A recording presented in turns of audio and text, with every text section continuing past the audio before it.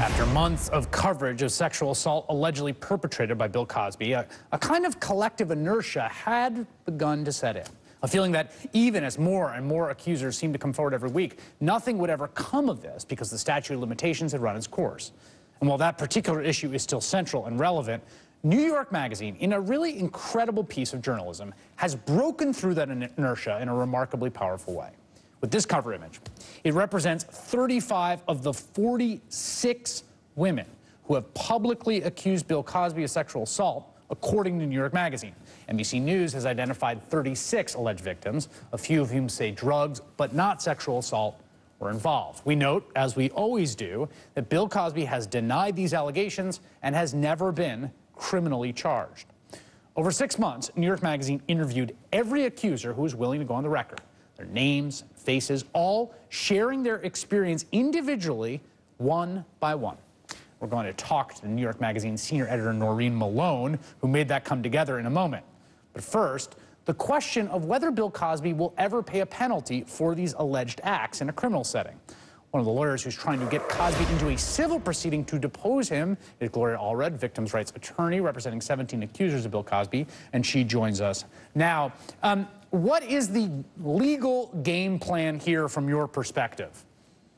Well, very simply, since we obtained and achieved our victory in the California Supreme Court last week in our case of Judy Huth versus William H. Cosby, we can now proceed to litigate the case and move it forward, which we are doing very, very vigorously.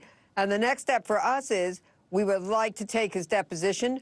We have notice to Mr. Cosby's deposition. We have provided his lawyers with the time, the place, and the location, and we would like to be able to take it in August because it's long overdue for our client to be able to move forward in this lawsuit. It's been delayed because of Mr. Cosby's efforts to block it, and he did so by not only filing a writ with the California Court of Appeals, which was denied, but then filing petition for review with the California Supreme Court, which was also denied. But now we can move forward, and we are doing so vigorously. My understanding, and again, it's a little hard to get this definitively because there's some haziness about the number of accusers, and obviously there may be people out there who haven't come forward. But in terms of public on-the-record accusations, that nothing falls before the statute of limitations, right? So a civil pursuit is really the only legal avenue open at this point. Is that your understanding?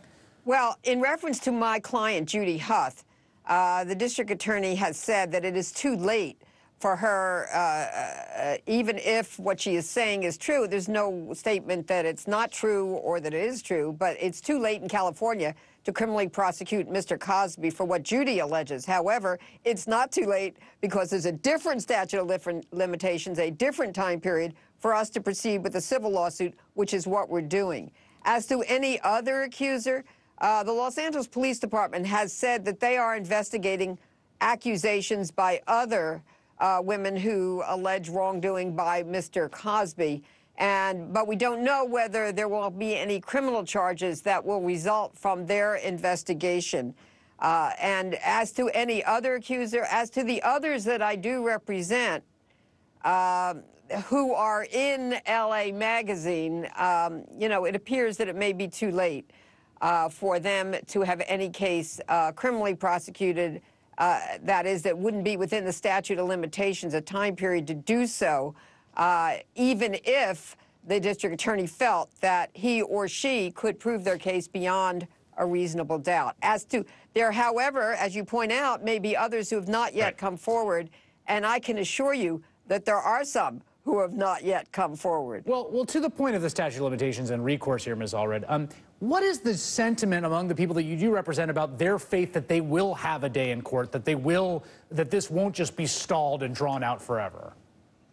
Well, as to Ms. Huth, we're confident that we are going to be able to provide her with her day in court. As to the others, of course, if the time period set by law bars them from proceeding either with a criminal case or with a civil case, which is the case for most of them, then that is disheartening. However, the bad news is that while they can't proceed in a court of law, which is the bad news, the good news is that they can proceed in the court of public opinion. They can have their voice. Yeah. They can become empowered by speaking out, which is what they have done and which is what they will continue to do. That's an important point about the recourse outside of a courtroom. Gloria Allred, thank you very much for your time. Thank you very much.